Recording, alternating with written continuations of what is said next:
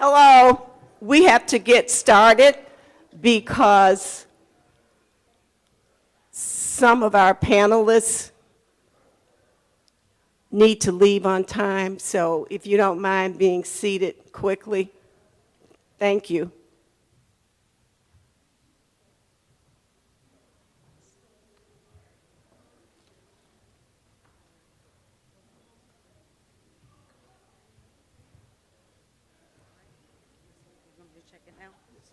Okay.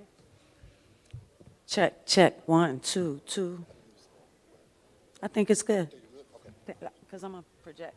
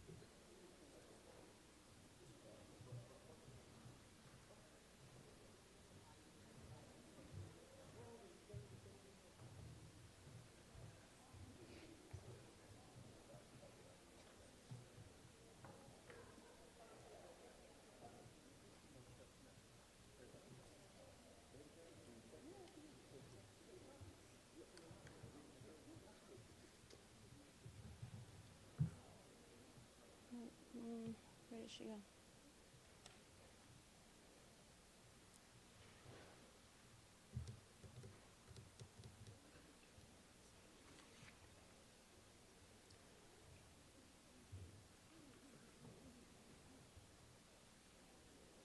Bye. Are we good? You sure? Okay. Good evening, everyone. On behalf of the Buckhead Cascade City, Georgia chapter of the Links Incorporated, I am Stacy Risco, the chapter president. The Links Incorporated is an international not-for-profit organization made up of over 17,000 brilliant women across the country and including Bahamas.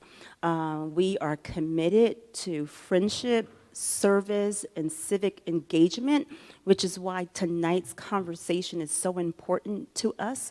Know the law, own your power, right? So we are grateful for our distinguished panelists who will lend their voices and give us some, hopefully, marching orders by the time that you leave this evening. We want to thank our other guests, our partners, other Link members for being here this evening, to wanting to be engaged and informed of what's going on and what's at stake at the Supreme Court. So again, we want you to be engaged for this meaningful and impactful conversation, and welcome.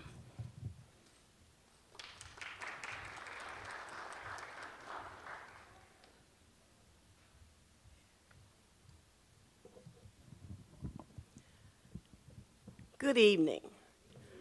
I'm Violet Travis Ricks. I am the co-chair of the Legislative Affairs Committee for the Buckhead Cascade City chapter of the Links Incorporated. Allegra Lawrence Hardy, who is my co-chair, could not be present tonight due to a work commitment. However, we want to thank Allegra for the important role she played in planning this panel discussion. The Legislative Affairs Committee, an arm of our National Trends and Services facet, focuses on presenting programs like this one, which bring significant, impactful issues to our community. Before we start the program, I want to thank the Social Action Committee of Big Bethel for their generosity in promoting this event by providing transportation, meals, and coordinating the processes that made this event possible. Tonight's discussion centers on the current Supreme Court case in which we are awaiting a decision, Louisiana versus Calais. This case discusses a core provision of the Voting Rights Act, Section 2, which protects us against racially discriminatory voting maps. If struck down, it will be the most significant rollback of our voting rights since Shelby County versus Holder in 2013. Without Section 2, up to 25 to 30% of the Congressional Black Caucus and as much as up to 11% of the Congressional Hispanic Caucus could lose their seats. Now I would like to introduce our moderator for tonight's discussion, the Honorable Inga Willis from the Georgia House of Representatives, representing District 55. The Honorable Willis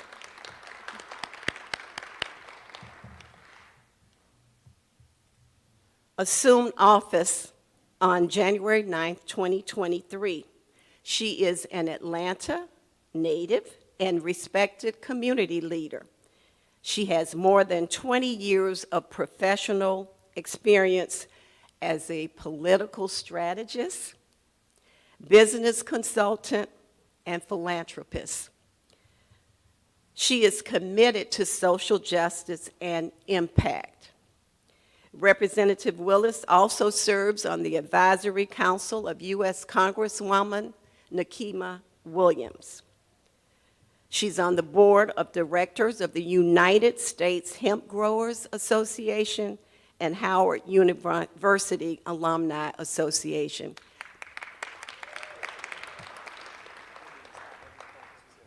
Well, there is another long list of her achievements and insight into who Inga Willis is. However, she has asked me to shorten it. So without further ado, the Honorable Inga Willis.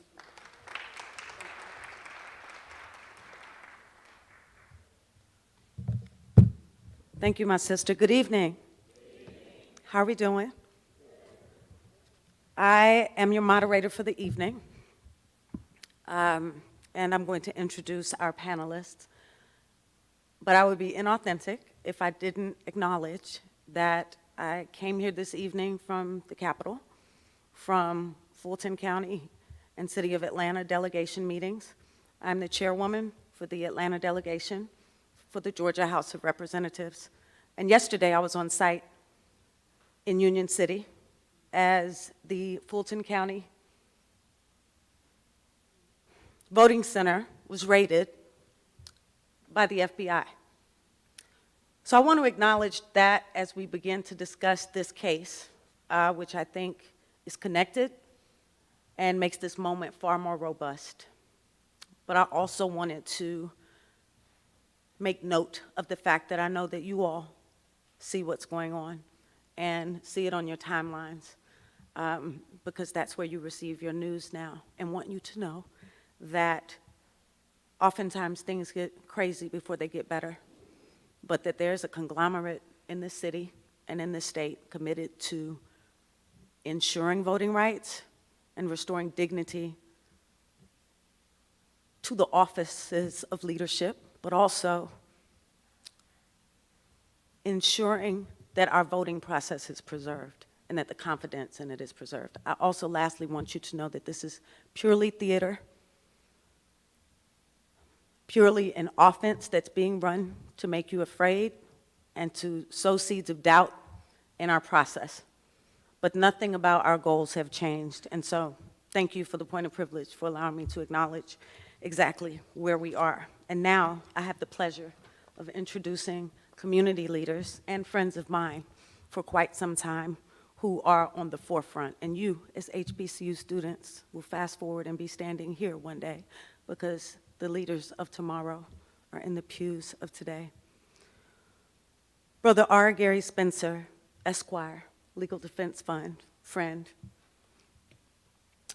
Senior counsel to the Legal Defense Fund, which I will refer to as LDF, after 25 impressive years in private practice. Before going into private practice, he was a public defender for a decade. He holds a BA and a JD from the Howard University. You know. It don't take but one. We don't need many. It's fine. His BA and JD are from Howard. We call that a double bison. And in 2024, he earned an MA in Theological Studies from Columbia Presbyterian Seminary. He represents plaintiffs in education and voting rights matters. He also has a long list of accolades, which I'm going to shorten so we can lengthen the conversation. But Gary is stoic. He is serious. He exemplifies leadership and Howard excellence. And he and our Link sister, Becky, have been married for over 20 years and belong to First Congregational Church. So thank you for being here with us. And secondly, the Reverend Dr. Jonathan C. Augustine, Esquire, Senior Pastor, Big Bethel AME Church. That took up a whole line right there. Also a friend and brother. He's a senior pastor here. This is the oldest black church in Atlanta, Georgia. And historically, just for context, this is hallowed ground and is known as a civil rights connector. And this particular church was called the City Hall of Auburn Avenue. So this is where a lot of meetings like this would take place to effectuate change. He's a Howard University graduate. You know, definitely. He is new here to this church, but with him he brings another long list of accolades and a beautiful wife and partner. I don't know if she's here this evening. She's not, but she's fantastic. His first lady's fantastic, but what I love most about what he's brought to this congregation, this church, and to Atlanta is energy. Energy around social justice, energy around activism, and energy around engaging cross-generationally to effectuate change. So thank you for being here, my brother, and thank you for having us on hallowed ground. I'd also like to mention his degrees in economics. He was a decorated infantry officer in the Army. His law degree is from Tulane University, and he was a law clerk to Louisiana Supreme Court Chief Justice Burnett Joshua Johnson before practicing law and serving in publicly elected and gubernatorially appointed offices. Solid. Thank you. Thank you, my brothers. And thank you all for being here from your institutions. Tonight, we're going to be discussing a Supreme Court pending decision in Louisiana versus Calais. Did I say that right? Okay, thank you. This case began as a challenge to Louisiana's congressional map. This is a pattern that we're seeing around the country, so I want you to think of this as just a snippet of what is to come in other places, because they'll do test runs just to see what the outcome of something is, and if it's successful, they replicate it, okay? So this particular case started as the challenge to Louisiana's congressional map. It moved through multiple courts, and it's now back before the Supreme Court after justices took the unusual step of ordering a second round of oral arguments last October. At issue is an explosive question, which is central to the rights of everyone here tonight. Can a state intentionally create a second majority black district to comply with the Voting Rights Act? I'll repeat that. Can a state intentionally create a second majority black district to comply with the Voting Rights Act? This decision could reshape Section 2 nationwide, so we need to understand everything about this decision in order to be brought up to speed on our rights, but also to protect them. So I'd like to begin our conversation now. Is that all right with you? Okay. Y'all there? Okay, just checking. AUC students, right? Spelman. It was Spelman Day at the Capitol today. Is Morehouse here? Okay. Clark, Atlanta. Morris Brown. Y'all in the building? Okay. All right. Just shouting y'all out in the tradition. So I want to set the table with our panelists and let them be great with their expertise. All right? So first of all, what is this case really about? Because in media, which is my background, the thing is never the thing. So a lot of times the taglines we see or the impact that it has on you is really not the underlying issue. So I want to make sure that we are well aware of what this case is really about. And is it true what we're hearing about the ruling that we're awaiting? Could it actually reset Section 2? Over to you, gentlemen. Anybody first? Thank you so much, Representative. Thank you for being you. Thank all of you for being here. And on behalf of the Big Bethel family, I do indeed welcome you to the City Hall of Sweet Auburn. It's good to have you here this evening. I conversed with my brother Gary, and he's allowed me to go first. I am what I like to think of as a recovering lawyer. So I used to litigate Voting Rights Act claims. I taught constitutional law several times over. So I'm very conversant in it. I can probably paint a pretty good picture, but Brother Gary's answers are going to be very in-depth. He's in the business now, so I'm going to defer to him as the expert. Let me go back, if you will, to a picture you painted when we began in talking about the diminishing rate we expect of members of Congress who look like, I think, the majority of us in here. I had the good fortune of being at the Congressional Black Caucus annual legislative conference this past September up in Washington, D.C., and everybody was happy, everybody was dancing, and I forget the number, but it was 63, 64, 60-some-odd members, African-American members of Congress. And I remember repeatedly hearing, this is the largest class that the Congressional Black Caucus has ever had. Well, from the looks of things, they are getting ready to turn off the music and say, now you all figure out how to dance. We have tossed around a few terms that may be conversant to us, but I want to make sure everybody has the basic ground terminology. So we really are focused on Section 2 of the Voting Rights Act, which is national in scope. But to get to Section 2 and what we're looking at now, I need to go back a little bit. As Judge Ricks referenced, Section 5 of the Voting Rights Act was at issue in a case called Shelby County v. Holder, a county in Alabama, which challenged a coverage formula to determine what is a covered jurisdiction. So Section 5 is a regional provision of the Voting Rights Act, dealt with what are quote-unquote covered jurisdictions. Section 2 is national in scope. So what would a covered jurisdiction be? Think back about areas that would say, before you can register to vote, how many bubbles in a bar of soap? Did your grandfather own property in the county? Those jurisdictions have been largely in the South. So as a native of Louisiana, call the roll geographically. Louisiana, Mississippi, Alabama, the formerly slave-holding states, obviously in the southern part of the country. So in 2013, the court rolled back one of the key provisions of the Voting Rights Act, which dealt with pre-clearance and how you would hold elections, change elections, what have you. You had to get pre-clearance either from a 3-judge panel in the District of Columbia or from the Department of Justice. I used to work on pre-clearance work. I used to do pre-clearance work. Okay, so the Shelby County case left Section 5 intact, but it invalidated the coverage provision, Section 4B.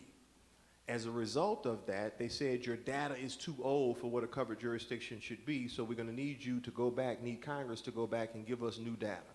Congress said, okay, great, we've had all of these hearings, we have the data here for you, let's put forward the John Lewis Voting Rights Advancement Act, and that will pass new provisions, make the Voting Rights Act permanent. We don't have to come back and continue reauthorization every 25 years, and that legislation has yet to be voted on. Am I making sense to you? Because you obviously understand who controls the House of Representatives and the like. So here we are now, and as Judge Ricks painted the picture, this really could be the death knell for what the Voting Rights Act is supposed to be. Section 2 is national in scope, and it prevents retrogression. It prevents a reversal of where minority groups are in terms of voting. It is based on the Equal Protection Clause of the 14th Amendment. It's also based on the 15th Amendment because the power to regulate elections and to protect elections falls squarely with the Congress. So there are a number of cases we're going to talk about, the Gingles case and so forth, but essentially courts have got to, legislatures rather, are supposed to ensure minority interests will be adequately represented, votes will not be diluted, districts will be drawn in such ways that minorities will have a fair chance, an equal chance at having their vote weighed, rather than being compacted in a single area or so spread out in an area that it really is diluted. Does that make sense?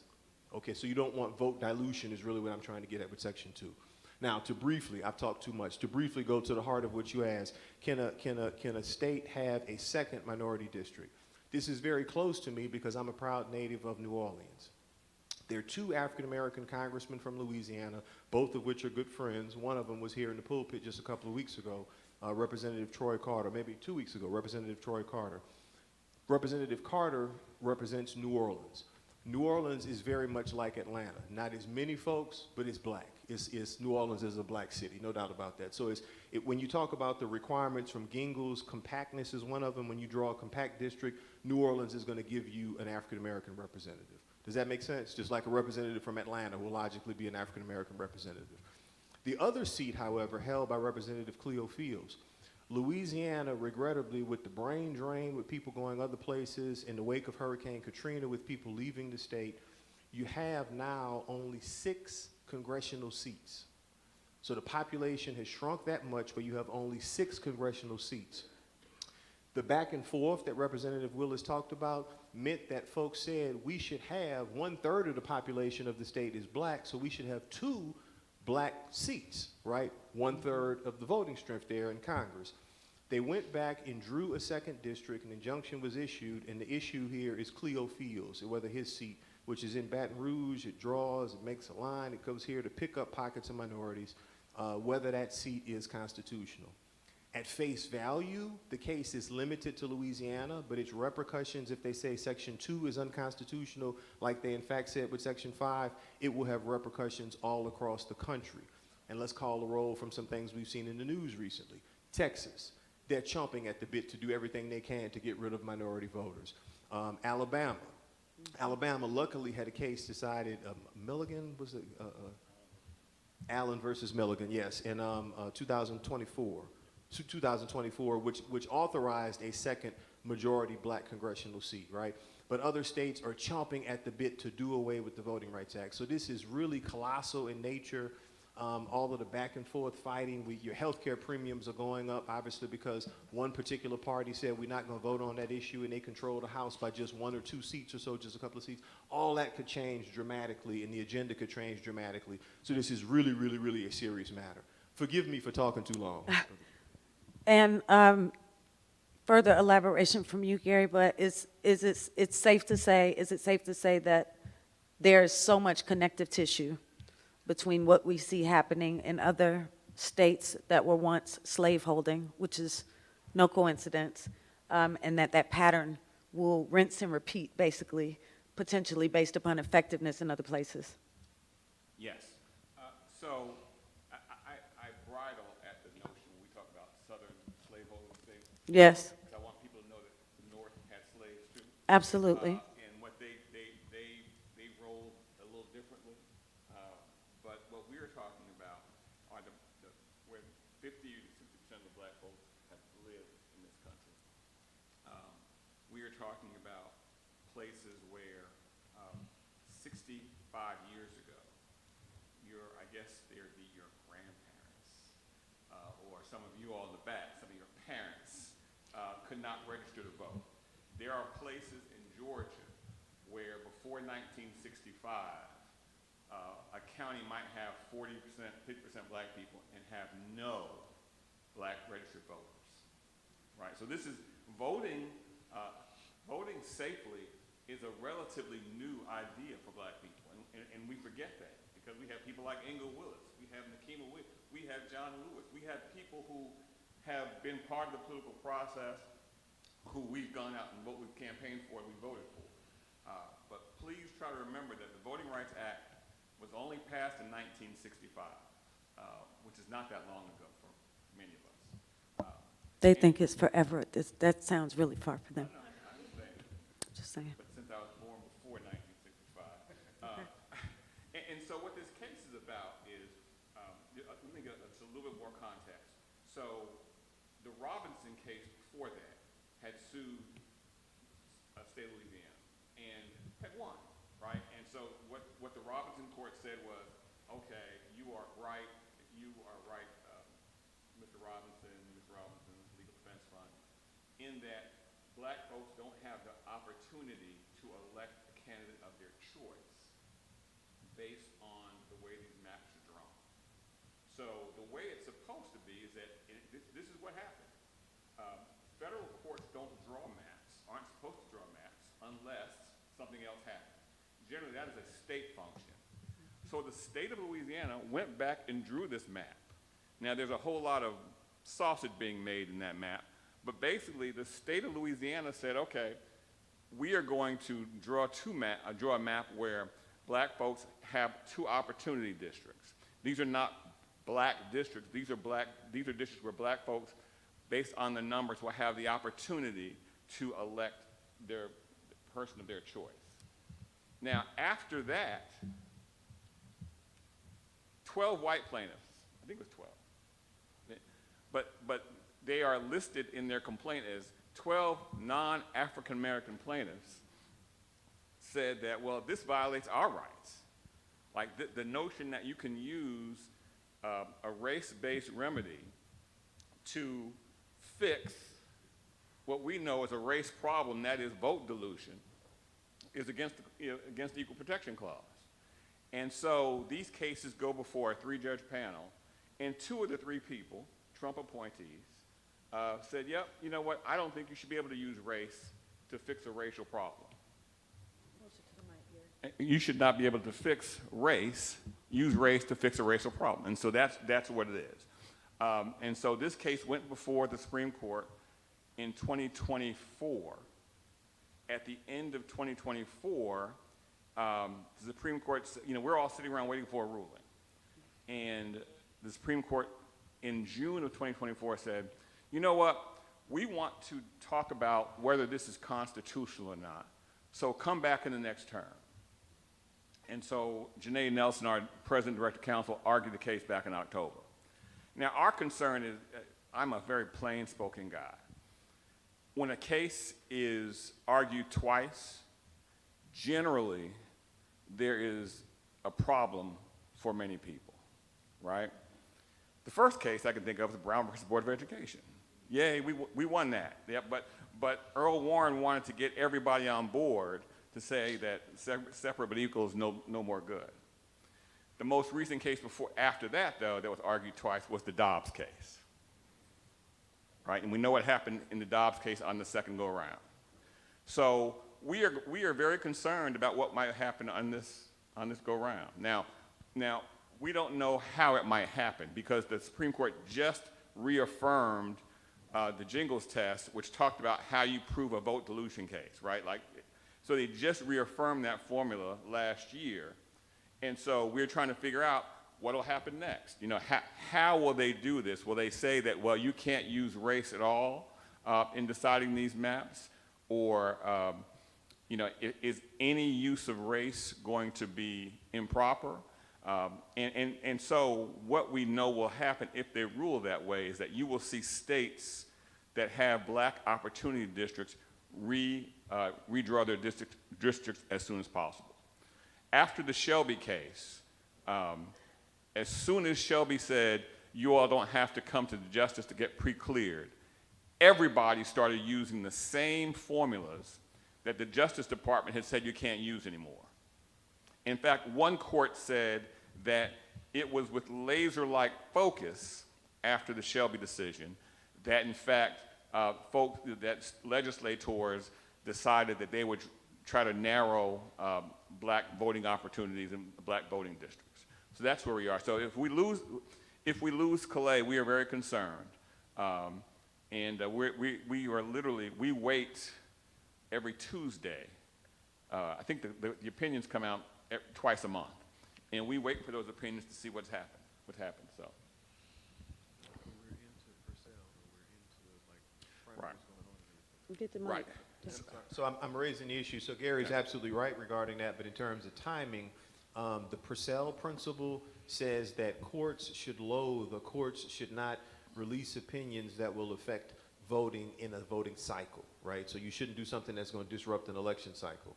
Here we are, people have already qualified for primaries, and after primaries, obviously, you deal with general elections. So you're absolutely correct in that the decision should have already been issued, could be issued any day in theory, but what would happen with the practical effect, right? We already are in election cycles. And so what we're hoping, what many people are hoping is that that will, and if they follow that principle, Purcell says just what Reverend Jay said.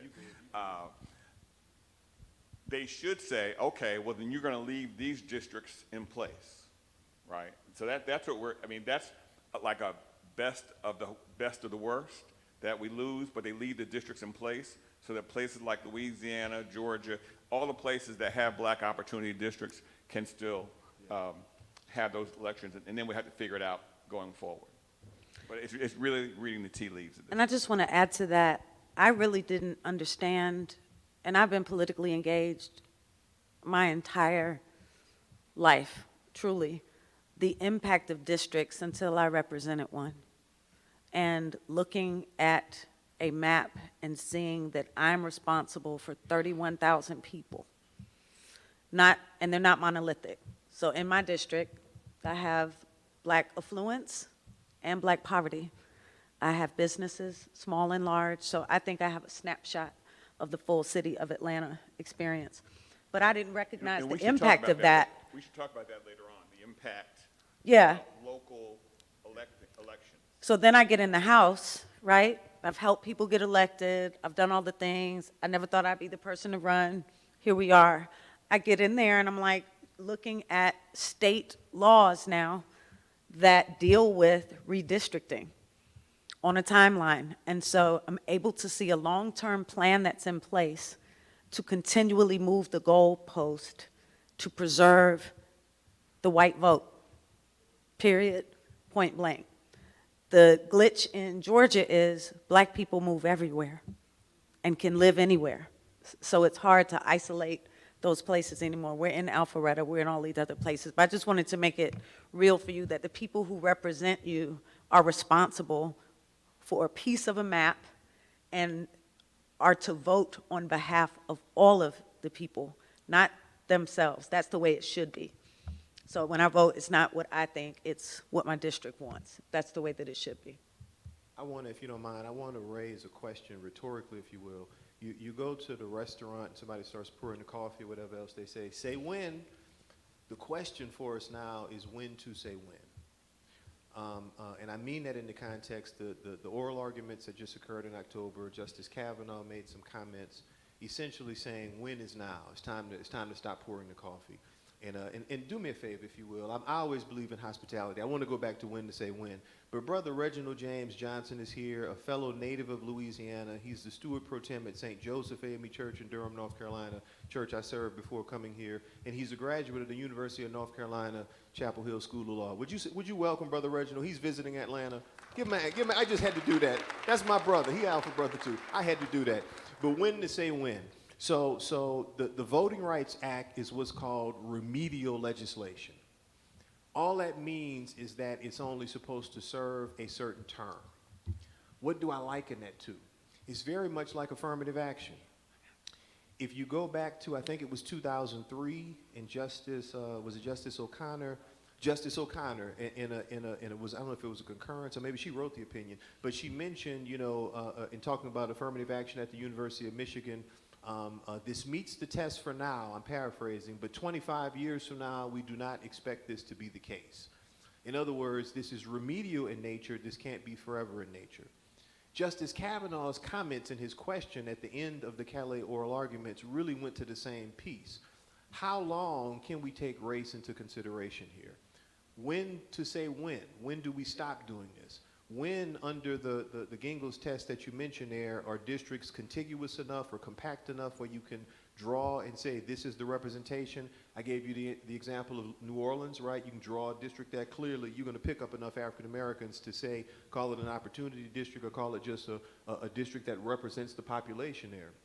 I get we move all over the place, but when do you not draw crazy lines? The Zorro-shaped line that was the subject of the last time Louisiana had this sort of litigation, where you get a contiguous body that's within geographic lines, that has a similar voting pattern, similar politics among them, that there's no issue with vote dilution. When do you say when? So I think that's an issue we're going to have to just grapple with in the years to come. Mm-hmm. And when is when white supremacy ends, right?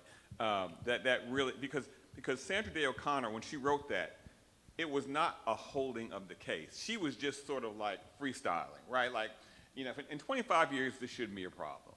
Well, 25 years passed, and we're still doing this.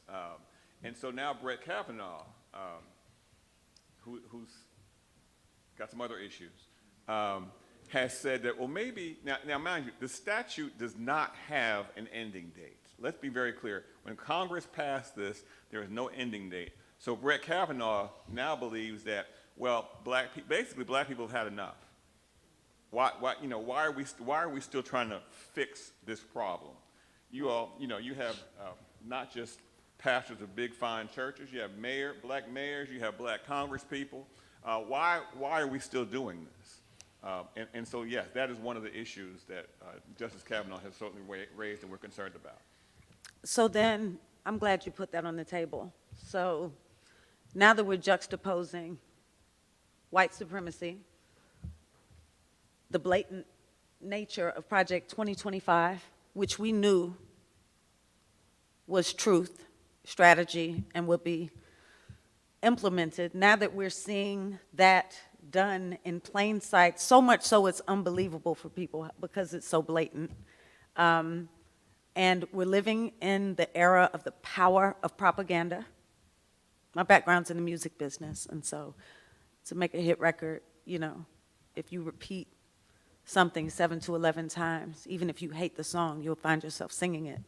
So the propaganda machine with the power of repetition on what's being gutted, why, you know, this administration is leaving nuggets of what's next, whether they're going for our voting rights, whether they're going for Iceland, whether they are Greenland, sorry, whether, thank God, not Iceland, whether they are taking presidents from their home countries, they are leaving breadcrumbs for it. So let me ask you this. What further breadcrumbs do you think have been left? Because if I look at this administration, there's a statement that's been made prior to the action, no matter how ridiculous it seems, right? So if I think about Venezuela,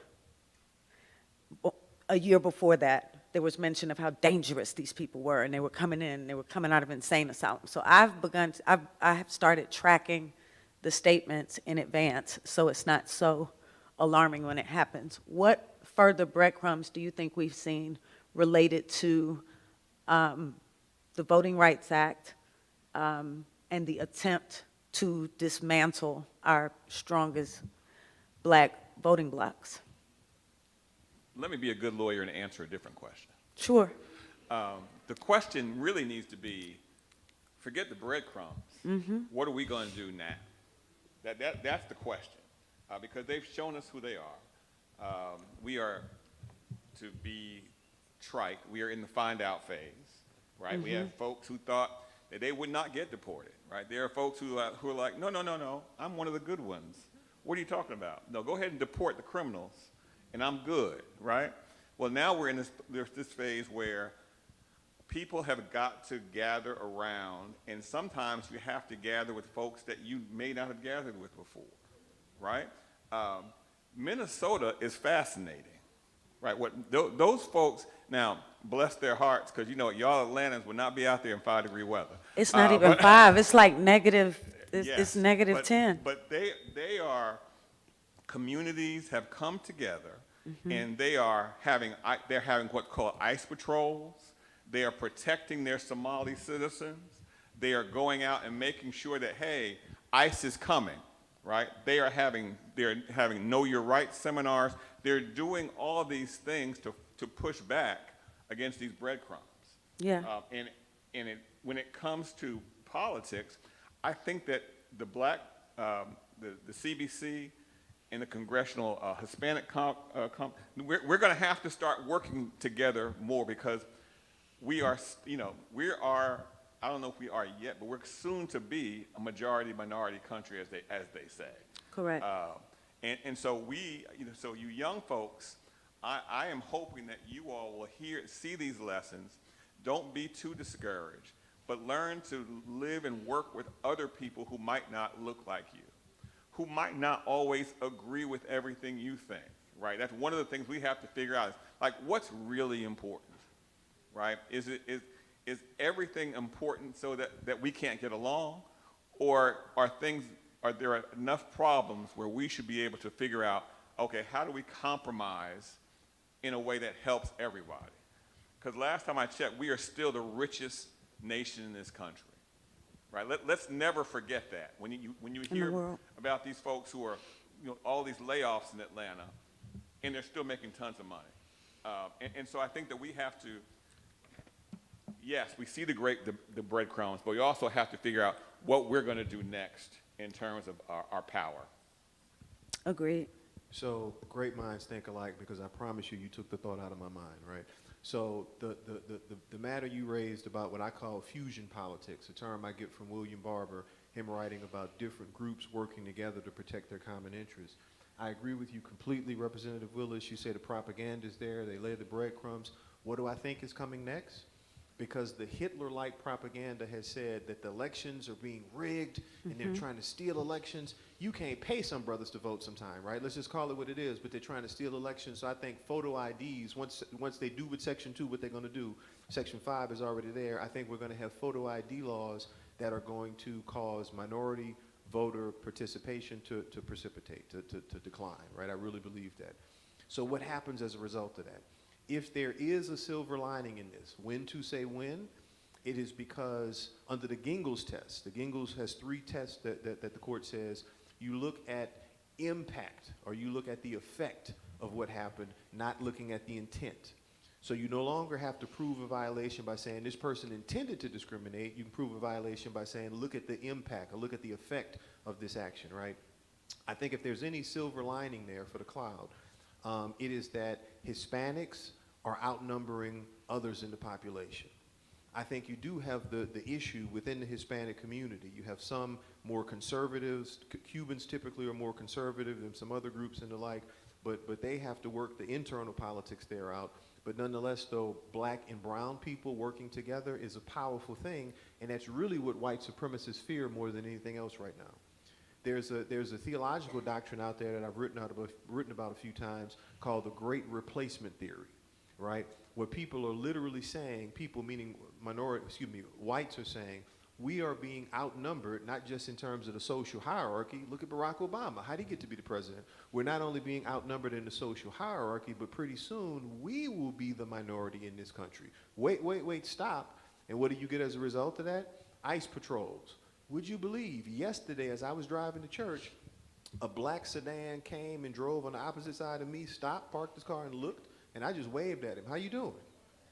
I was like, what you looking at me for? I'm on the phone. What you looking at me for, right? And he went on about his business, but then it just dawned on me afterwards. I was like, oh my God, that was a nice person, right? So had I not looked the way I looked, had I looked another way, you understand what I'm saying, right? So there are obvious attempts now to rid the country of brown people, and attempts now, I think the education conversation is a whole different piece, but the attack on higher education, the anti-affirmative action sentiment that's out there, taking away opportunities, not funding the Department of Education, all that good stuff, which will eliminate so many opportunities for black folks trying to go to school, right? We're trying to build in a menial class and a labor class opposed to a class based on equality.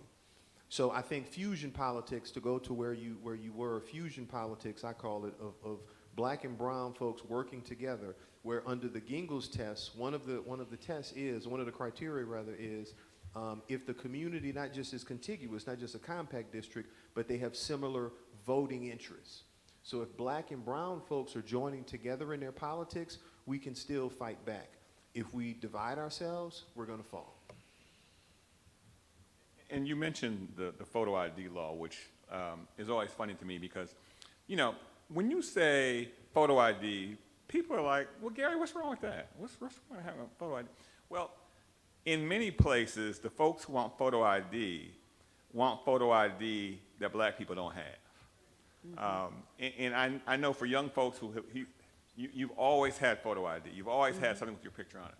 But there are studies that talk about how in some communities, 60% of the black community might not have a particular ID because they've never had an ID.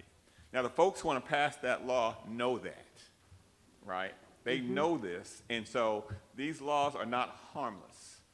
They're not just, we're trying to make it better, trying to make it, keep the elections tight. No, that's not what they're doing. In Texas, for example, a student ID from, there's a student ID from some colleges that's not valid. But a hunting license is valid. Now, they couldn't really be much more obvious than that, right? A gun license is valid, a hunting license is valid, but an ID from a particular college is not valid. So, And when you think about legislation, as you all think about legislation, and you look at it, it seems overwhelming, but I'm glad you gave that example because I have a current example of this from session today. So I sit on the Agriculture and Consumer Affairs Committee, right? And so all kinds of stuff comes through there. And you think it's just agriculture, but the consumer affairs part is what I'm talking about. So this morning at 7 o'clock, because that's when our committee meetings are, so that people don't show up, including the public, right? So I'm like up at 6, I'm in there. A bill comes through that looks like it's about increasing nutritional value for impoverished people. And about 6 paragraphs down, you see SNAP benefits.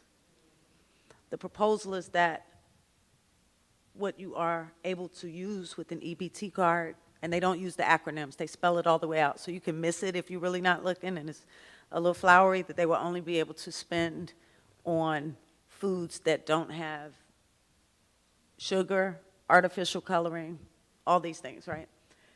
So if you just look at something on its surface, it's like, oh, it's healthier, you know, that's not great for our community, it increases this, it increases that, but what it really does is put limitations, further limitations for access with people of poverty, a lot of whom use gas stations as grocery stores. Makes sense? So you always want to get beneath the headline. It looks like IDs. You would think most people have IDs. They don't, not in our communities.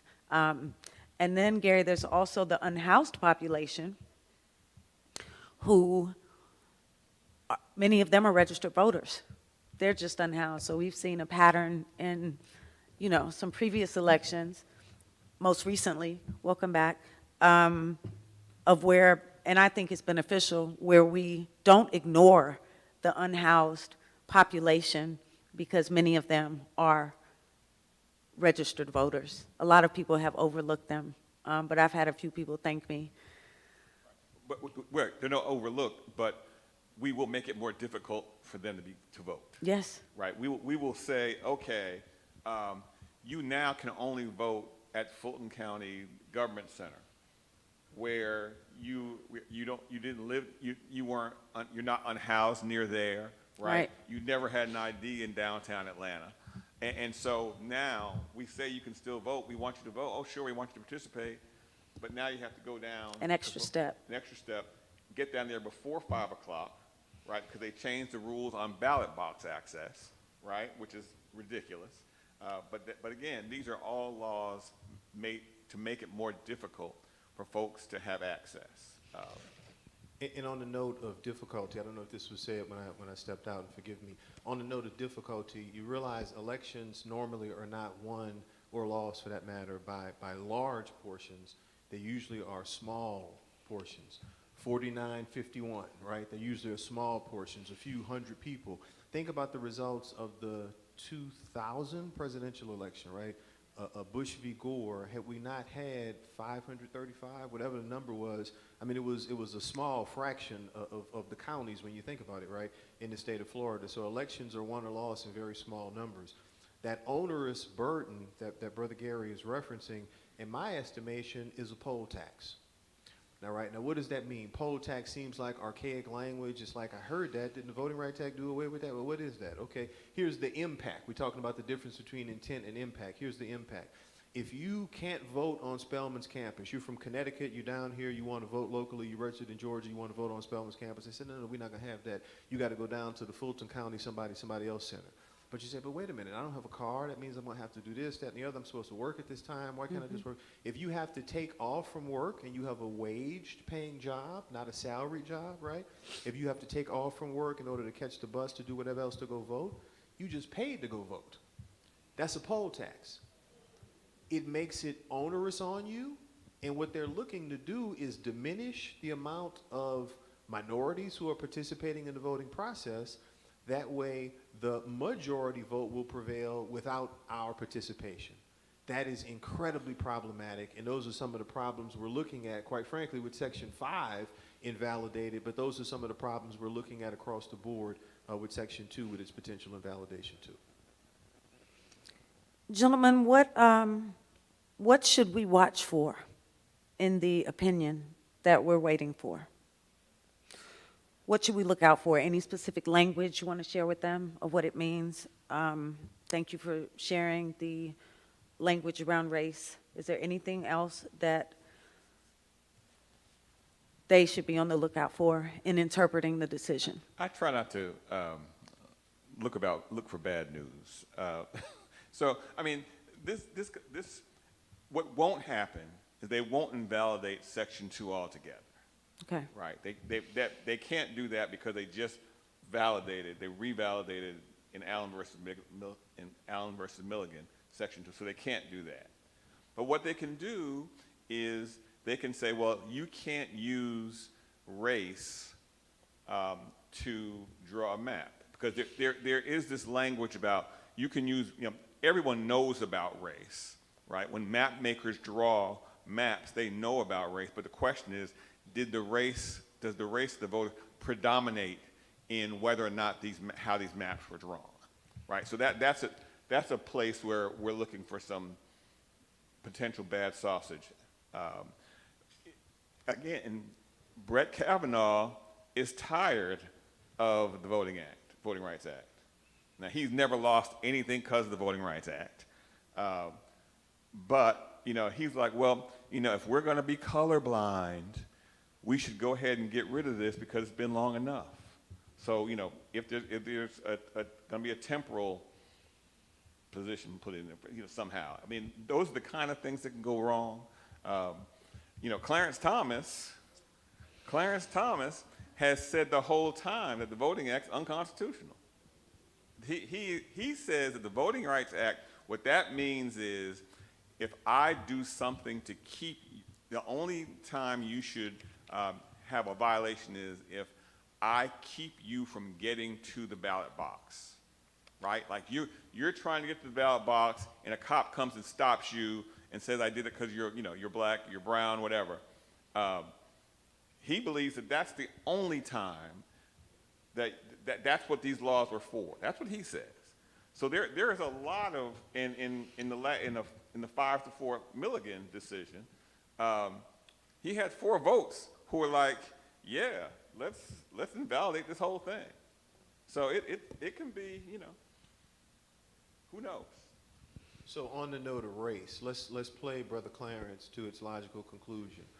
If you read his dissent from the re-arguing, right, he says that, in summary, Section 2 of the Voting Rights Act cannot comport with the Equal Protection Clause of the 14th Amendment. The two cannot exist in harmony. What does that mean in lay terms? The Equal Protection Clause basically says everybody is supposed to be treated equally. Okay, that sounds great aspirationally, but that has never been the reality for black Americans. That has never, ever been the reality. Consequentially, we have remedial legislation like the Voting Rights Act, which has been reauthorized every 25 years. I actually took part in the 2007 reauthorization of it. It's been reauthorized every 25 years since its enactment in 1965. If, to Gary's point, we do away and we say equal's got to mean equal, we're going to do away with race altogether. There are 3 tiers by which we have looked at the use of inequality, if you will, or a disparate treatment with folks. There is what's called a rational basis test. There is what's called intermediate level scrutiny, and there is what's called strict level scrutiny. Rational basis test, and this is discrimination on its face. When I used to teach constitutional law, this is what I'd say. Okay, discrimination on its face says there's a certain age by which you can drive. If the driver's license age is 15 or 16, technically a 15-year-old or a 14-year-old, as the case may be, will say, I'm the victim of discrimination. Why is this? I'm not able to drive at this age. Okay, that's because under the rational basis test, the state has said at this age is too onerous, is too much of a chance. At the next age, you have the maturity to operate a motor vehicle. Rational basis test age. Does that make sense?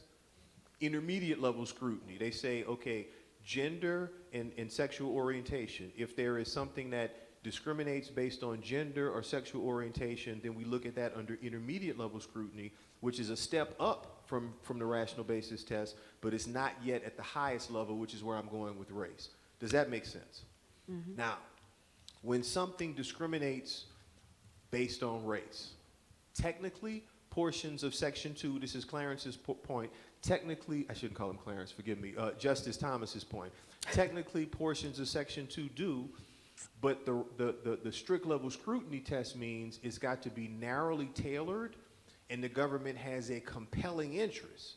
That compelling interest has been to ensure minority participation, to ensure citizen participation, because the practice of what has happened in America has not been harmony and inclusion for everybody to be able to participate. Am I making sense to you with that? Are you sure? Are you looking at me like I'm crazy, right? Okay, so that has been the practice in the past. It has not been full inclusion. There have been obstacles. There have been drawing districts to either crack or pack into one single district, or to crack districts in such a way that minorities can't consolidate their voting interests. There have been attempts to dilute a minority voting strength in all sorts of ways. So if I think, to Brother Gary's point, the language forbids the use of race at all, meaning even under strict level scrutiny you can't consider race in drawing districts, I think then we got a major, major, major problem. But let's hope we don't get to that. And I think that collectively, with all of that considered, and I want to make this interactive because I want you all to be able to ask questions. I think it's important for you to be able to express and get clarification. This moment requires so much of you, from you. We need so much from you. We need everything you've got. We need you to graduate with excellence, and we need you to get out here on these front lines with us. Accountability is important. It's critical in all relationships. And there's a gap between the generations of what is required and the honor of service. And so there are lots of people right now who say they're not going to run for office because they're in such danger. There are people in Congress who, have to pay for their own private security, which is another expense. We don't get security at the state level. It would be a personal expense. There have been state legislators assassinated in other states. So we are in, I don't want to sugarcoat, and I know I don't have to this moment, but in spite of all of that, we need you to serve. Yes, you may. Can I jump in? So what Representative Willis is talking about is very important, but I don't want us to be, there are things that we can do, right, that to resist, right? In resistance, what's called for. There are a number of things that we can do to resist, and one of them is to remain joyful. I know that sounds crazy, but joy, black joy, is in fact a form of resistance, right? That's a form of resistance to say, look, I don't go for the whole, well, folks used to have it worse than I, because that doesn't really matter to us now. It is a fact that black folks have had ways to go in this country, but they found ways to find joy and to resist. One of the ways to resist is, figure out what you can do. For example, there are a lot of students in here, right? But if you are a person who is retired, right, we need people to go to these school board meetings, right? When they're talking about not teaching black history, we need people to go to these school board meetings and be loud and let folks know that people are paying attention, right? We need young people to be parts of, there are a lot of really good groups in Atlanta. Fair Fight Action is doing good work. Black Voters Matter is doing good work. The NAACP is doing good work on some of these campuses. We need you all to be part of anything that's moving black people forward, right? And yeah, it can be dark, it can look dark, and I'm not always happy about it either. But I don't want you to think that there's nothing that we can't do collectively, because we can. And that's what, and quite frankly, that, Alpha's got to do it. The D9 folks have got to do it. Buckhead Cascade's got to keep doing it. We have all got to figure out a way, okay, I don't have to be Inga Willis, right? But I'm going to do what I can do, all right? I'm not going to be Pastor Jay, right? But there are things that I can do in my community, right? We can help. There are children who need to be read to, right? There are children who need to be taken care of and be looked after. So there are things that we can do in this community to keep moving us forward, even in these times that don't I look agree, like. and I think that speaks to the power of community, right? So what we're seeing in other places, and even in the ascension and amplification of this moment, is coalition building has gotten us to all the progress that we have. And oftentimes it's sitting with people that you disagree with on a policy, but taps into wider community. So what I'm suggesting, and I agree with you, Brother Gary, what I'm suggesting to you all, and I spend a lot of time on your campuses around the nation, and a lot of times I get asked, what can we do now, and what do you need from us? So, how many people study in political science or anything like that? Raise your hands. Fantastic. We always need people on policy research at the Capitol. You are welcome to get to know your representatives. That's something that can be done. And I want to open this up for questions, but before I do, I want to shift it to this in terms of, and then I want you to tap onto what we can do now. Thank you. And I have to say on that note, so if there is any regret, and this goes to what we can do now, if there's any regret I have about the last election, I worked my tail off with the Alphas. I worked my tail off with the Boulay. I worked my tail off on college campuses, but I did not spend enough time in the barbershops. Right. I did not spend enough time in housing developments. Yep. I did not spend enough time with rank and file folks who do not have JD, ESQ, whatever else behind their names. And when they didn't see the impetus, or when they bought into whatever rhetoric from Charlemagne to God and all that foolishness, I did not take a personal effort in countering that because I dismissed it as foolishness, but I should have been there to personally address that. What I'm saying is we can often get caught up in we're doing something, but we're doing it in a very small circle when you think about the grand effect of it. So I just want to encourage us to enlarge our circles. You understand what I'm trying to say? Enlarge our circles on the note of fusion politics to find people whose interests are similar to yours when we're trying to activate the vote, mobilize the vote coming up. And that allows us to be proactive, and the communities are, this is just feedback that we're getting at different levels. They're tired of only seeing people at election time. They're tired of, feeling pandered to, or that you're asking them to do something, but they can't see evidence of what you are supposed to have provided to them. So your point resonates with me because a lot of it is dispelling myths. And we're living in a time where it seems like truth just doesn't matter, right? And it's extremes just screaming loud things. And while all that's happening, policy is being driven down the middle that impacts us all. And so what I'm asking of you is to differentiate the noise from the necessary. And there is joy within that. Rest is a revolutionary act as well. We are not solely responsible for saving the democracy, but we are obligated and called to do our part, right? But we are not solely responsible for saving the democracy.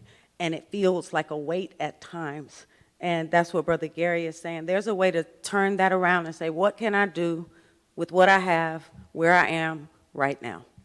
And that's all we can ask of you, and to squad up with others that are doing the work on the issues that matter to you. So there's a microphone here, and there's one there. They should be on. If you have questions, would you please make your way to the microphone and introduce yourselves when you arrive. Let me ask, I'm not going to ask you to raise your hand, but just by statistics, somebody in here is not registered to vote.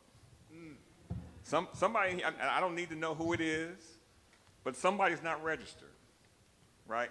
That's something that you can do, right? Register to vote.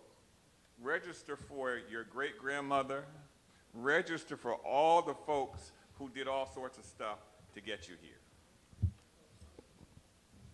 I'm going to start here, sir. Good evening. Is it on?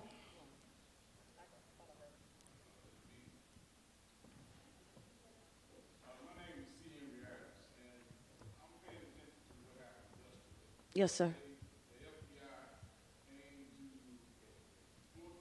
Can y'all hear him? Hold on, let me get your mic fixed, brother, so we can hear you.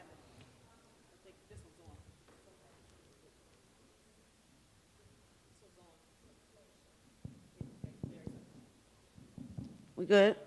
Start over, sir. Yes, sir.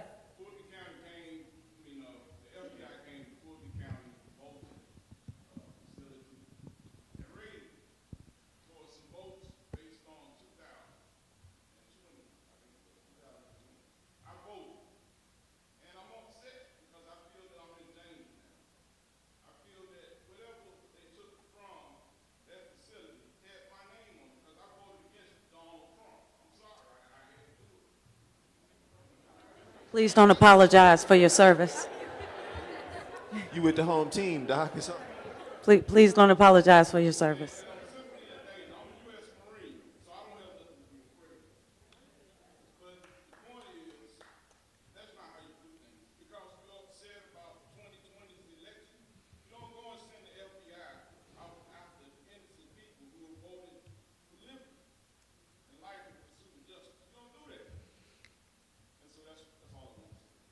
Thank you. Reminiscent of Germany in the 1930s. The things we have thought would exist in America in terms of democracy and those safeguards are whittling away right before our eyes because of this tyrant sitting in the desk at 1600 Pennsylvania Avenue. When the demand was made to finally get ICE out of Minnesota, the comeback from Pam Bondi was, if you give us the voter rolls, we'll pull them out. In other words, this never was about immigration and protecting the borders. This was you using a chip at trying to get leverage coming up on the midterm elections. That's what this is all about. Let's call a thing a thing. Indeed. If you are a student, please introduce yourself. Let us know where you're from, your classification, and your institution. Good evening. Good evening. I'm a senior at Bethel College, studying political science. And for the college students in here, right, who might be just starting out college, we're seeing so many things on our feet every day about the violence that's happening in protests. What would you say to a student who feels a little bit apprehensive to speak up, but not sure what to do or say to make effective change? Not just another hashtag or another movement, but making actual effective change. I'll repeat the question. Jordan's question was for the college student that wants to be active and activated, but may feel a bit apprehensive to do so and to use their voice in certain ways, just, I guess, out of fear. Is that what you're saying, Jordan? Anxiety or possible retribution. What would you recommend their approach be? There's power in numbers, right? I don't want Jordan to be out there by herself doing anything in terms of the political landscape. But I want you to find, I love Black Voters Matter. I love the big bus going around the country, down the state. I love it. But they do really good work in communities, right? The NACP student chapters do really good work around communities. And so you have, plug into those places. And because I guarantee they're doing something that you're interested in. And again, there is power when you come together with other people. That has been true since we've been here. I absolutely share that sentiment, and I'm going to give a non-requested endorsement for the links. I think the world of these ladies. My older sister's a link. I think that Sister Violet, she was here a moment ago. I think the world of the links and all you do civically. I would encourage you to work hand in hand with organizations because there is strength in numbers. Here is a reservation I have in a very real sense, and I just want to share it. It may not necessarily apply to you, but I just want to put this out there. You are at Spelman, a wonderful HBCU that's going to affirm you, that's going to support you. If you decided to go out, you and a few of your Spelman sisters decided to go out and do something to protest, and these people arrested you and what have you, I would venture to bet once it gets back to whoever's office on campus, they will say, okay, thank you for exercising your rights. We just want you to be careful because you represent all of us here, not just yourself. And that would be it, right? I'm going back to school again now. Let me back up, tell you a story. A well-known clergy person, a very well-known national clergy person asked me, would you meet me in D.C. next week because we're going to protest X, Y, and Z, and I need you to make sure you got comfortable stuff because we're going to go to jail. And I said, I'm down for it, yes, right? And my wife said to me, you writing a dissertation at the University of Alabama. In other words, I've been through 3 years of coursework, now I'm writing a dissertation for another doctorate. And she said, what you think gonna happen? And so I had to cautiously punt and humming, and I ended up not going. I have deep regrets about that because the me wanted to participate, but I recognized I'm in a very vulnerable position.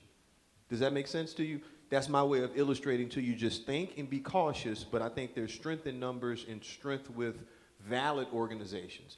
Black Voters Matter, valid organization. The Links, valid organization. Spelman Alumni, valid organizations. Be careful when you team up with some other folks that just say, we go and protest. Be careful about that, though. I'd like to add to that, Jordan. I think that there is such power in collectivism. And so there are so many students that have your same question. And part of it, even in this room, is just squatting up and seeing what your collective platform is. If there's a policy component to it, you have access to elected officials. If there's an education component to it, and structure it, and then figure out what you have access to through your reach, through all of your shared networks. We call that social currency.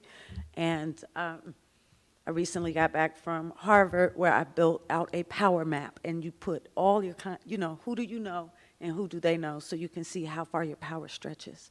But you have, through the privilege, to Brother Jay's point, the privilege of education itself, we're sitting in the 10, 12%. And so we are debating this from a seat of privilege. And the objective is not to be so far removed from those who have not. Does that make sense? So every step should get you closer to those whom you serve, okay? Thank you for your question. I'm coming over here now. Hello. Hi. My name is Tiara Tillery. I'm a senior at Georgia State University. Okay, Georgia State coming in. Right? Okay. I feel like it's important for me to be here, so thank you guys so much for just talking about what's going on, giving your insight. My question is kind of similar to Jordan's, but a little different. In this conversation, you guys talked about the breadcrumbs and kind of squishing that question to what's here now. So my question would be, what framework would you advise us as college students, as community advocates, to use when kind of pushing that? Because we know that white supremacists, they're using different strategies to, push their agenda. How should we push back in a specific framework? Good question. What, Gary. what are you good at?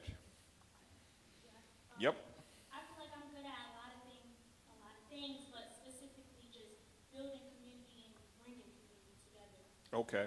So what if you are either join a community or build a community that teaches people what city council people do, right? What if you had a community of people who are like-minded who say, you know what, I'm going to go listen to the city council and see what they're doing.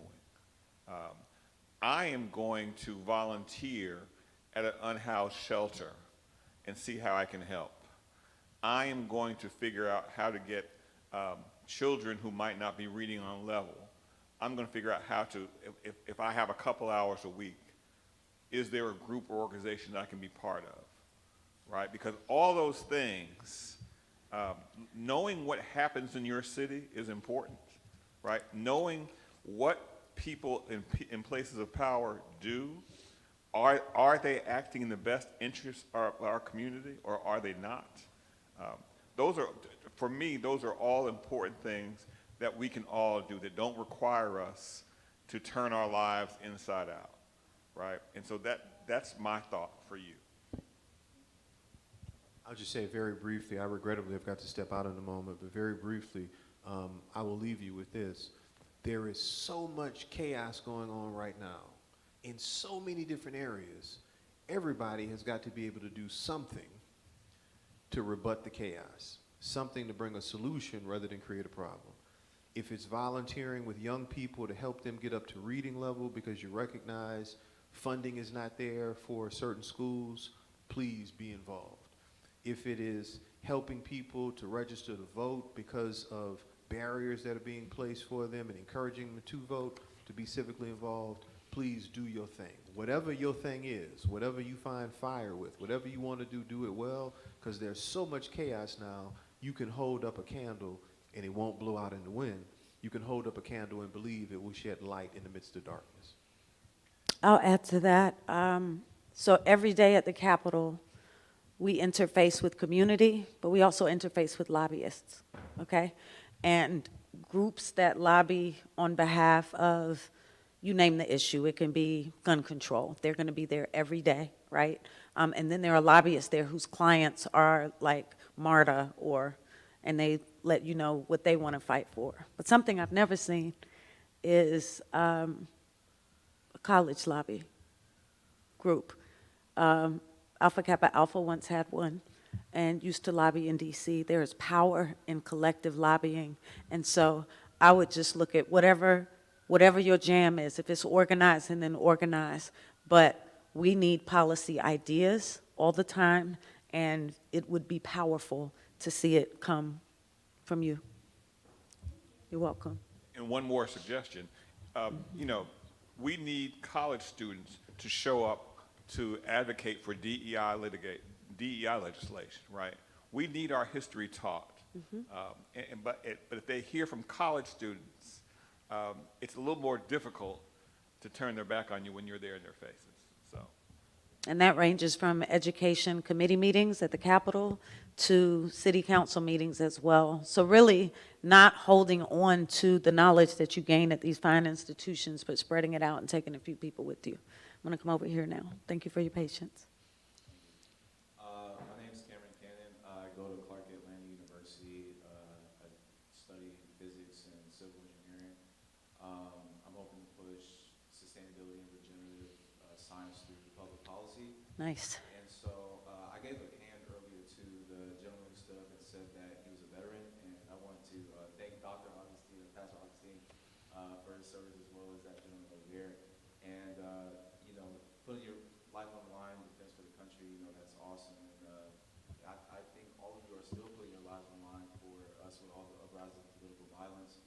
And since we are under attack, what is some of the messaging that you think could work better for our side of the aisle? I have friends on both sides of the aisle, although they may not be on the floor like yourself. You know, a lot of people in my demographic are more conservative than they care to admit, and I think, like you all mentioned earlier, we kind of failed at that last election. And I was wondering, how could our messaging be better instead of anti-Trump and like getting off of the identity politics while still tackling social issues? That's a phenomenal question. And I'll be honest with you. We have had a messaging problem for quite some time. And we have been socialized as communities overwhelmingly to lean into kindness, proper posture, you know, if you will. And it has its place. But it's, for many people, they feel like we bringing a knife to a gunfight and continue to repeat things that don't resonate with the community. What I'm finding is, and what's meeting me at the ropes every day as I'm in session, people want to see action, courage. Now, there's a fine line with that because some of that is performative, okay? Like, it's very rare that we'll get to pass bills from a minority position in the Capitol, right? But I can drop a bill that says, I want reparations for everybody, and I can call a press conference about it. That doesn't mean it's going to pass. But the truth of the matter is that the issue needs amplification, right? So I think in terms of a messaging strategy, from a party perspective, we've got to zoom out and just take a few steps back and look around and ask ourselves who we are in this moment and what are we preserving and fighting for. Because what we're up against is a long-term plan to preserve majority, race-based majority, simply put. So we're either on defense or offense, but we are at a tipping point of what the composite of this country looks like. And so step one is dismantling our own isms, right? And step two is figuring out what resonates regardless of economics, because elitism and respectability politics is not moving the needle.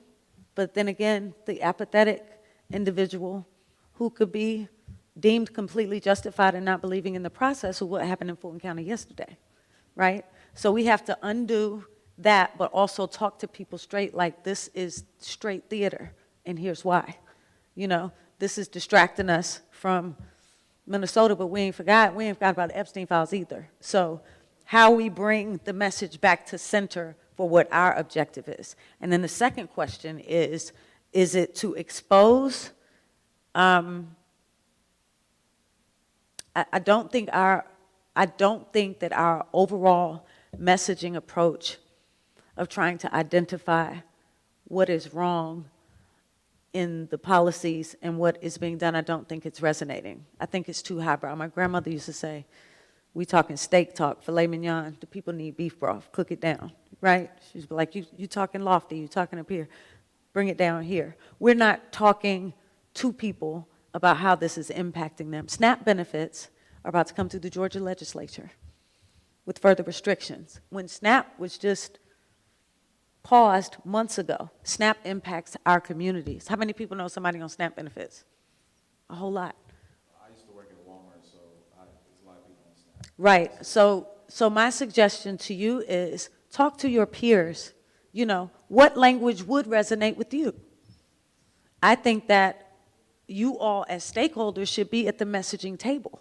It shouldn't be consultants from DC or anyone else that worked on losing Democratic campaigns that don't look like us telling us what the message should be. You should be telling us what message would resonate with you. And I'm open for it myself. Yeah, the Democrats have been trash when it comes to messaging.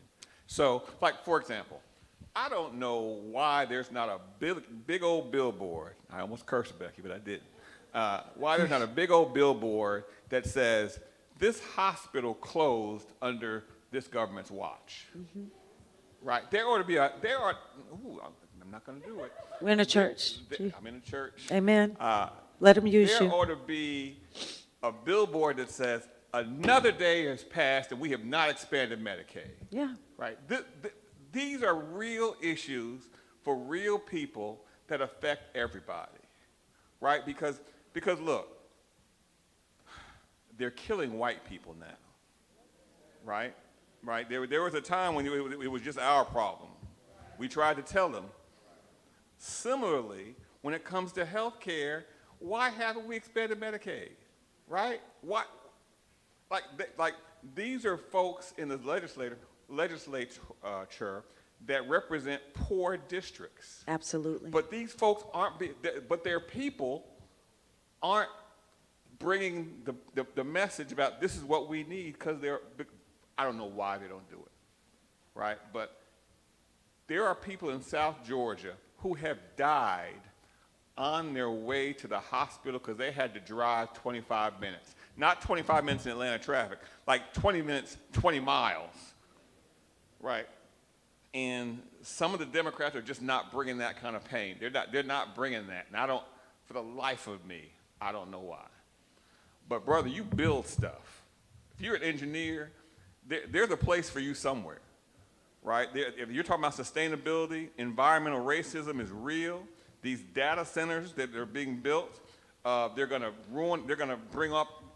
kill your electricity, they're going to kill your water, and you know where they're trying to put them, right? So I don't know why the Democrats don't message better. They But don't you ask can. me. Yeah, I hope so. There's actually a data center being built right by my house. I'm from College Park. There's one being built right off of College Parkway, so it's like, or no, Camp Creek, but it's down there. And It it is. used to be a nice little farm over there. They bought it out.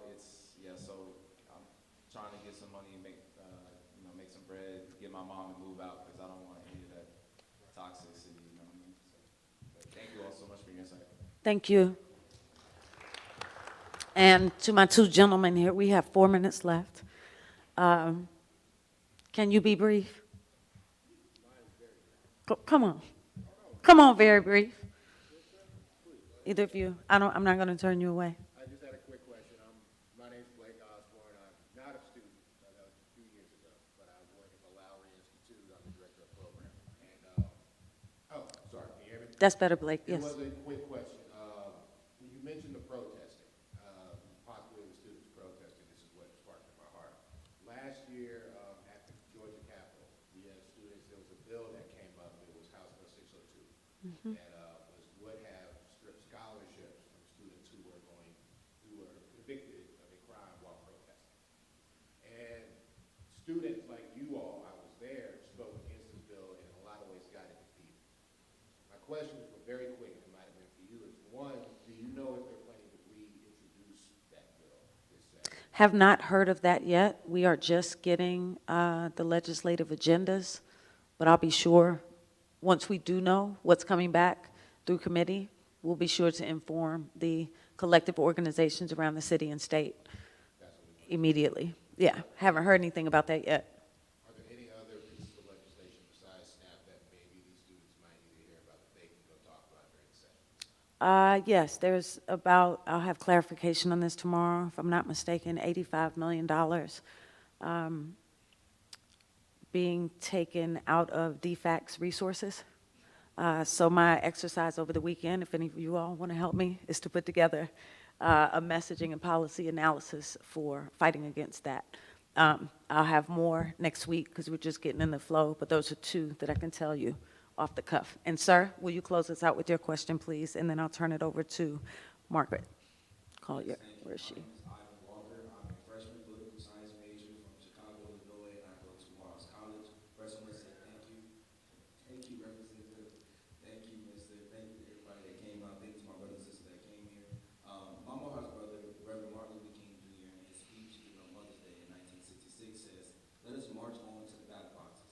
And many people think that the ballot box is the destination. However, I know this is only the beginning.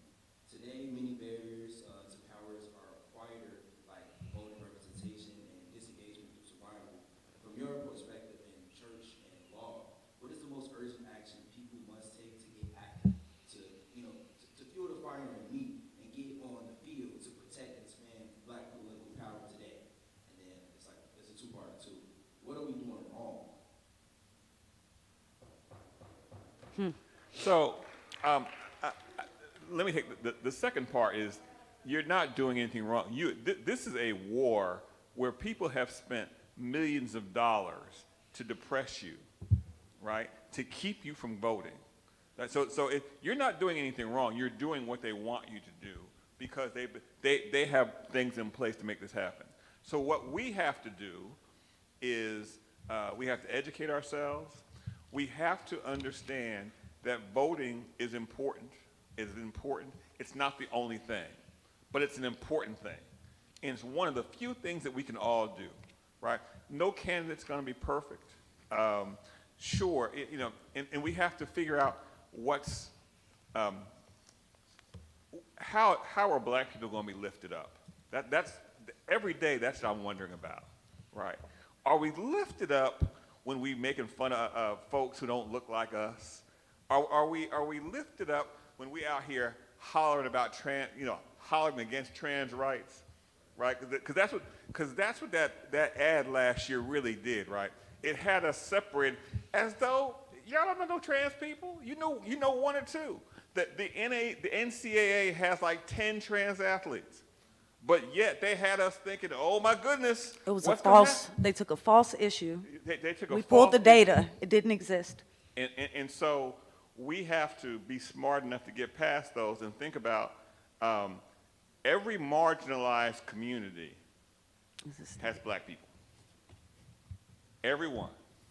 And so we have to say, okay, this is what I'm going to do for my folks today. And you're at Morehouse, you're going to have plenty of opportunities. Thank you for being amazing. Thank you. We appreciate you. I'm going to turn it over now to our program chair, Margaret Collier. You might have one more question. Oh, okay. Want to do it? One more question? I didn't see you.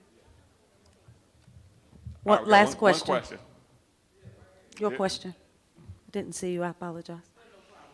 It's not really a question, it's just, Okay. just want to encourage our young people. My name is, I'm Reverend Dr. Larry Lane White. I chair the Commission on Social Action here at Big Bethel. Nice to meet you.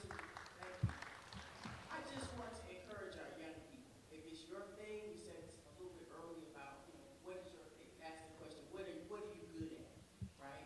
And some people are, we are a hodgepodge of talent and gifts, right? For those whose thing is to protest, okay?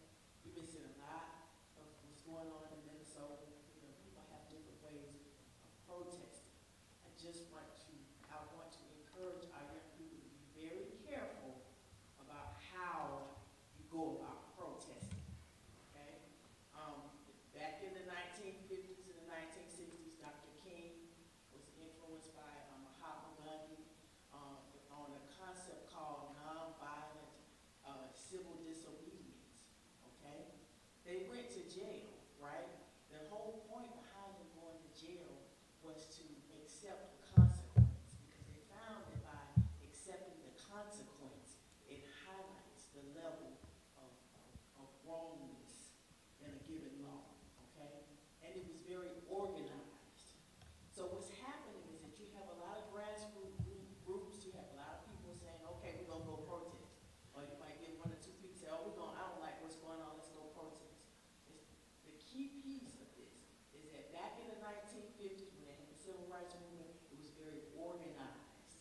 So you have a lot of people that say, oh, we just gonna go, I don't like what they're doing, let's go throw a rock in the window. Please don't do that. Be very careful about how you choose to vote and who you align yourself with when you're getting ready to protest, okay? And there are groups, you can Google Know Your Rights training, right? Atlanta has one every week, a Know Your Rights training. So you can Google those and attend, you can be observers. There are lots of ways for you to protest. Thank you. Good evening. First of all, let's give a round of applause to these individuals for tonight. Thank you, Attorney Gary Spencer. Thank you to our pastor, J. Augustine, and legislator Inga Willis, my sister. Thank you very much. But also, thank you to Big Bethel for allowing us to partner with them on this event. I thought about some things, and I think it's not by chance that we are here today. This is not by chance. We are here, after celebrating Martin Luther King, Jr., our drum major for justice, and we are here prior to Black History Month. So those are all reasons for us to celebrate, and as Gary said, to have joy. But thank you also to our legislative committee, chaired by Allegra Lawrence Hardy and Violet Ricks. And it's an arm of our National Trends and Services facet in which Allie Terry and Nicole Townsend are the co-chairs. So I want to thank all of them. Thank you also to our Services to Youth, who did a phenomenal job in getting college students out here tonight. Thank you to you. But also, just thank you to all of the links facets for their diligence in making tonight a reality. Thank you to the program vice chair, Debbie Warren, who's always about service, always. And we must always thank our president, Stacy Risco, who embraces and supports our community programs. Thank you. And now thank you all again for just being here in attendance. You know, one of the things we wanted to do tonight is we want to steward our history with generations to come, and you are the generations to come. We want to raise a generation that has an idea of how we got the freedoms we have, the liberties we have, and the blessings we have, and we want to start a conversation about what's next. We want you to participate in that conversation because your knowledge would allow us to make better decisions in the future. See, I know that we must remember our righteous responsibility. We don't enjoy success without remembering how we got access to success. We have to remember to be honest and remember that silence is dangerous.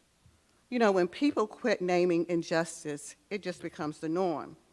You know, some people say, I can't worry about that, you know. They worry about clout, image, and position. But we must name the realities of the day.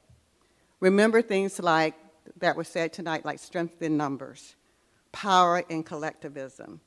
So, thank you all for this wonderful event. The participants, the audience, the event of Know the Law and Own Your Power. And we have tokens of appreciation for Gary, the pastor that we will present to him at a later time, but also for Inga Willis.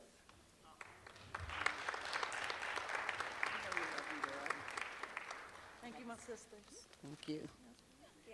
So thank you all again. Students, we are honored to have you here tonight. Please remain seated until everyone exits the sanctuary. And Link Sisters, please stay for a photo opportunity.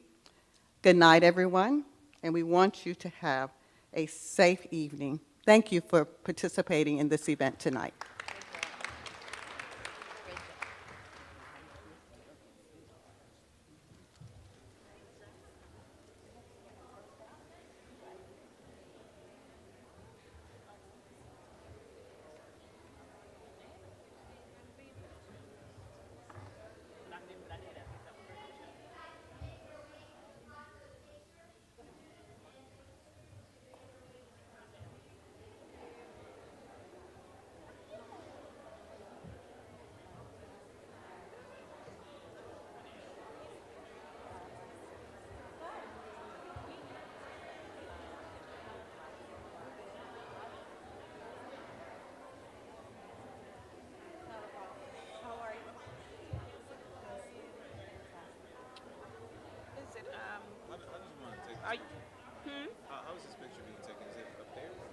Let me find out for you.